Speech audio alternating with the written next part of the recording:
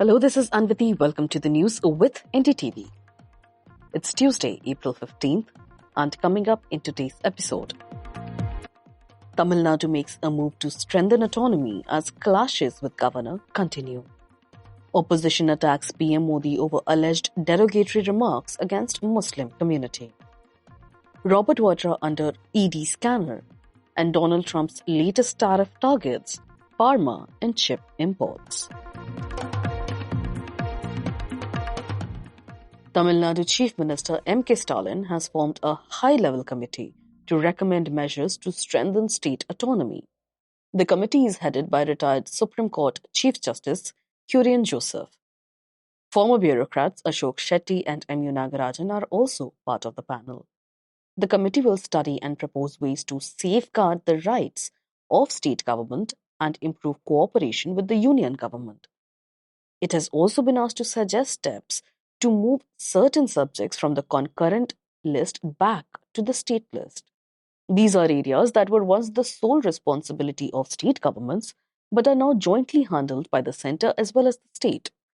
The committee will assess relevant laws while preserving the federal structure of India. An interim report is expected by January 2026. The final report is due by January 2028.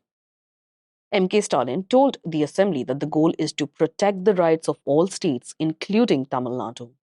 This development comes amid the ongoing disputes between the DMK-led state government and BJP-led central government.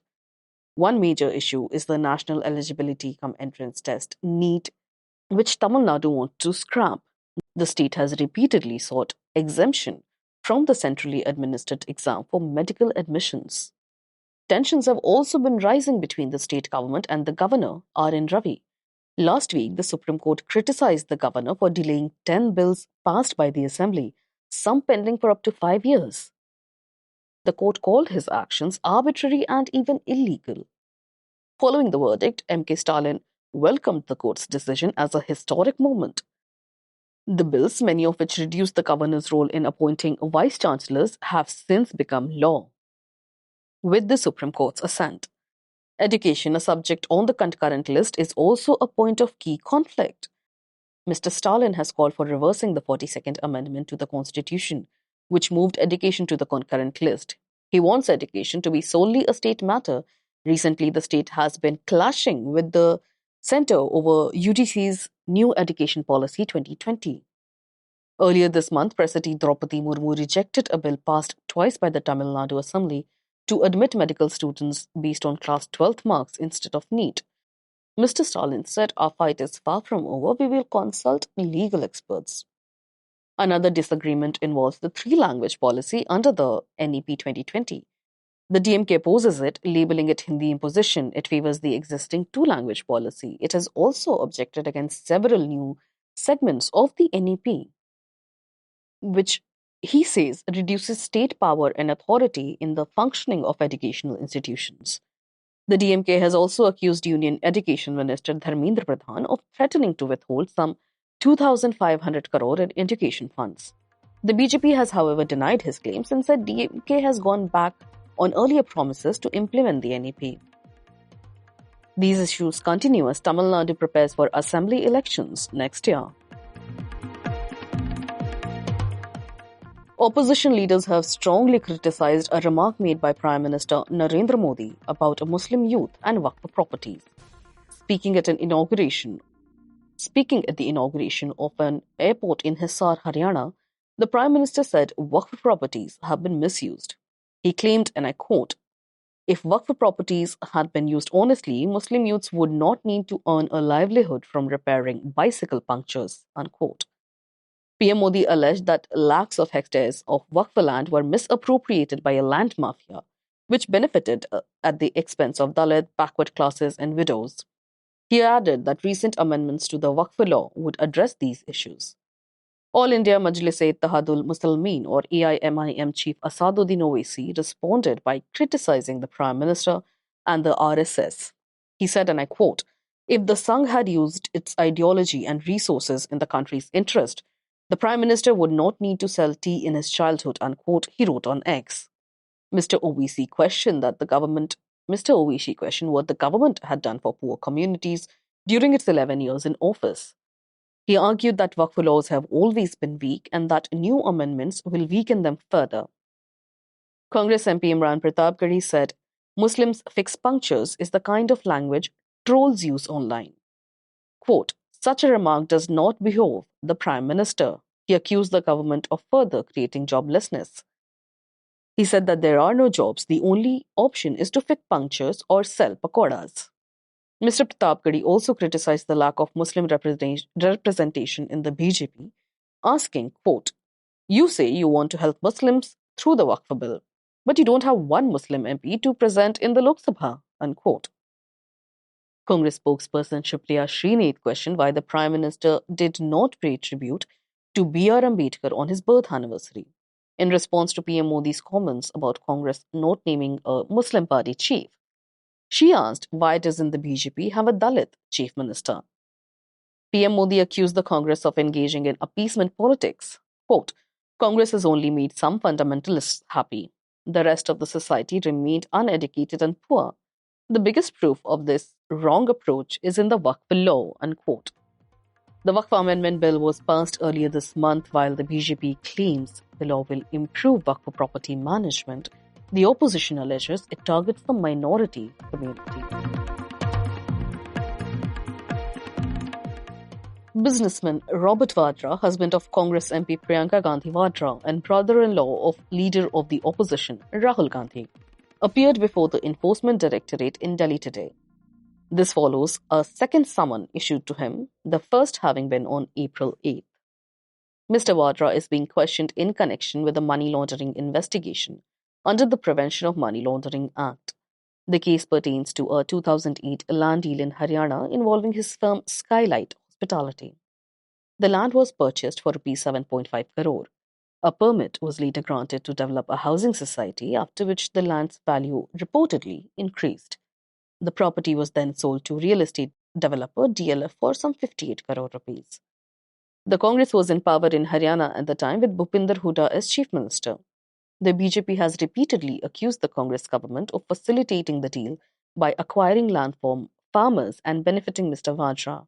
Mr. Hooda has denied these allegations. Quote, I challenge that the Congress did not give even an inch of government land to Robert Vadra. If the BJP shows proof of giving land to Vadra, I will quit politics, unquote, he stated in October last year. Before entering the ED office, Mr. Vadra told reporters, quote, whenever I raise the people's voice, they try to suppress me. I have nothing to hide. They can ask me whatever they want and I'll answer them, unquote. He described the investigation as political vendetta by the BJP and a witch hunt. He was accompanied by a group of Congress supporters chanting, Jab Jab Modi darta hai, ED ko aage karta hai, translated, whenever Prime Minister Modi is scared, he calls on to the ED. This echoed accusations from Congress and other opposition parties that the central government uses investigative agencies to target rivals, particularly around election time. However, Mr. Vadra is not a politician, despite repeatedly hinting that he might become one. Ahead of the 2024 Lok Sabha election, there were reports he might contest from Amethi, a traditional Congress seat held by Rahul Gandhi until its defeat in 2019 by BJP's Smriti Irani. Amid fresh tariff threats from the US President Donald Trump, the federal government has launched investigations into the impact of importing certain pharmaceuticals and semiconductors on national security. According to filings published in the Federal Register on Monday in America, the investigations could pave way for tariffs on prescription drugs and chips. The Trump administration argues that heavy reliance on foreign production of medicines and semiconductors poses a national security risk. The investigations are being carried out under Section 232 of the Trade Expansion Act of 1962 in the US. This provision allows the president to impose tariffs on imports deemed to threaten national security. The filings state that the probe began on April 1st and will include both finished pharmaceuticals and pharmaceutical ingredients, as well as semiconductors and related products. A 21-day public comment period is scheduled to begin on Wednesday. By law, that requires that the inquiries must be completed within 270 days. These developments follow the exclusion of smartphones, computers, and other electronics primarily imported from China to US from a set of tariffs unveiled over the weekend. Those products were previously expected to be included in the 125% reciprocal tariff list. Trump officials had signaled that such goods would be subject to Section 232 duties. President Trump confirmed on Sunday that tariffs on imported semiconductors would be announced in the coming week. He noted there could be flexibility for some companies. The US currently relies heavily on chip imports from Taiwan. Former President Joe Biden had previously sought to reduce this dependence through the CHIPS Act, which provided incentive for domestic semiconductor production. Since April 5, the US has begun collecting base tariffs of 10% on most imports. On April 9, Trump paused additional tariffs that were expected to target a broader range of countries. However, the most severe tariffs on Chinese products remain in place. Pharmaceuticals and semiconductors were initially exempt from these duties but are now being targeted separately. The new tariff policies have caused major disruption in financial markets. Major US stock indexes are down by over 10% from the record highs it reached after Trump's election victory earlier this financial year. Several economists have downgraded growth forecasts, warning of increased unemployment and inflation.